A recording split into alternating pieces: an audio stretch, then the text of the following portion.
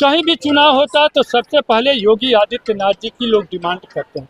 हिंदू महासंघ हिंदू युवा वाहिनी लहरे केसरिया रंग है मंगलदायनी, धूम मचे गांव और गली, योगी जी की सेना चले, धूम मचे गांव और गली, योगी जी की सेना चले।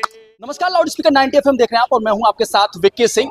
विश्व हिंदू महासंघ उत्तर प्रदेश प्रांतीय अधिवेशन ये हो रहा है, गोरखपुर में हम मौजूद हैं और यहाँ पे आप तादाद एक बार देख सकते हैं जरा कहाँ से यहाँ पे लोग आए हैं। नेपाल से आए हैं, ऑस्ट्रेलिया से आए हैं, यूनाइटेड किंगडम से और अन्य जगहों से भी लोग यहाँ पे आए हुए हैं।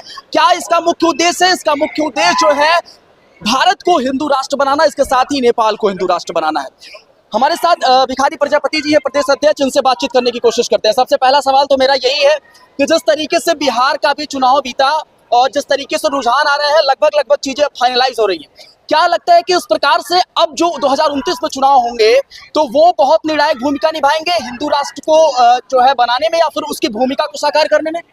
देखिए, बिहार का चुनाव यह साबित करता है कि जाति पात ऊंच नीच क्षेत्रवाद की राजनीति करने वालों के दिन अब लद गए।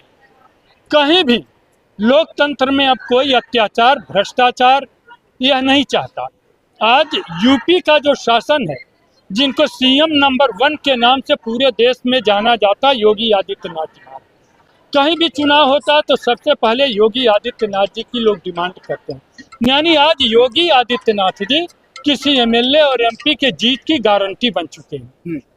जी, ये अधिवेशन जो है वो कितना महत्वपूर्ण भूमिका निभा रहा है, इसके साथ ही कहाँ से लोग आ रहे हैं और ये जो 3 दिन तक कार्यक्रम चलने वाला है, क्या इसकी रूपरेखा होने वाली है? देखिए, नेपाल में काफी उथल पुथल चल रहा है।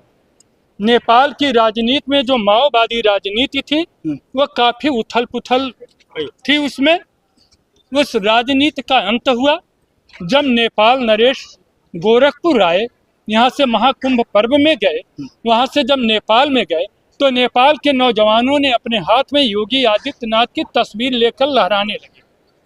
लोग कहने लगे कि यदि योगी आदित्यनाथ किसी राजनीतिक कारणवश नेपाल में नहीं आ पा रहे हैं तो उनके चित्र से ही हम लोग पूरी ताकत प्रदान करेंगे और हम लोग नेपाल को हिंदू अधिराज्य बनाएंगे। मतलब केवल भारत में नहीं, उनकी लोकप्रियता जो है वो विदेशों में देखने को मिल रही है और मात्र एक चित्र से जो है बहुत सारे लोग उनके इस संगठन से जो है वो संगठित हो रहे हैं। जी, नेपाल का प्रतिनिधिमंडल 35 की संख्या में यहाँ पर आया है।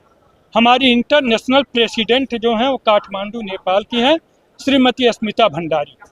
वो दल बल के साथ यहाँ पर आई हुई हैं। कई देशों के प्रतिनिधि भी आए हैं।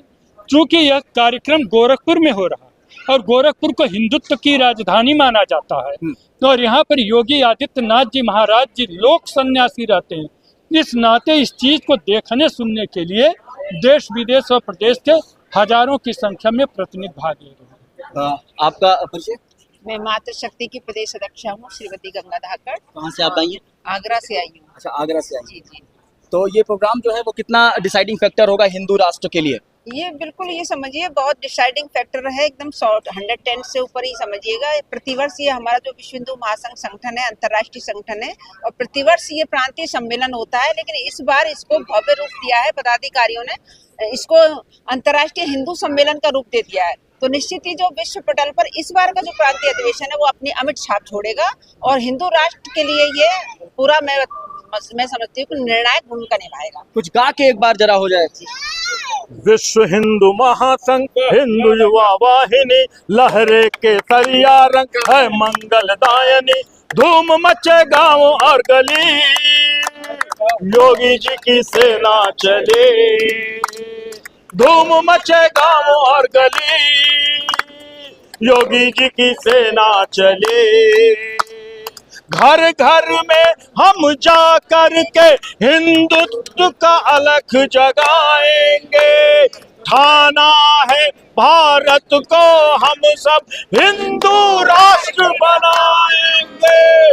केसरिया वस्त्र में शास्त्र और शस्त्र में हिंदू सब आगे हो, सारे लोकतंत्र में धूम मचे गांव और गली, योगी जी की सेना चले। तो आप साफ तौर पे देख सकते हैं ये विश्व हिंदू महासंघ का ये प्रोग्राम जो है निश्चित तौर पे 3 दिवसीय है और जाहिर तौर पे आप देख सकते हैं किस तरीके से हिंदू राष्ट्र की मांग को लेकर यहाँ पे गूंज उठ रही है और वो गानों के माध्यम से किस प्रकार से झलक रही है कैमरे के माध्यम से आप साफ तौर पे देख सकते हैं। ये जरूरी हो जाता है कि अब 3 दिन का जो प्रोग्राम चल रहा है इसके बाद जो है आने वाले चुनाव और उसके बाद इस खासकर जो एक प्रोस्पेक्टिव लेके चला जा रहा है कि हिंदू राष्ट्र बनेगा या नहीं बनेगा, इस पर क्या आगे निर्णय होता है ये एक बड़ा सवाल है। बहरहाल आप देख रहे थे लाउड स्पीकर 90 FM, मैं था आपके साथ विक्की सिंह।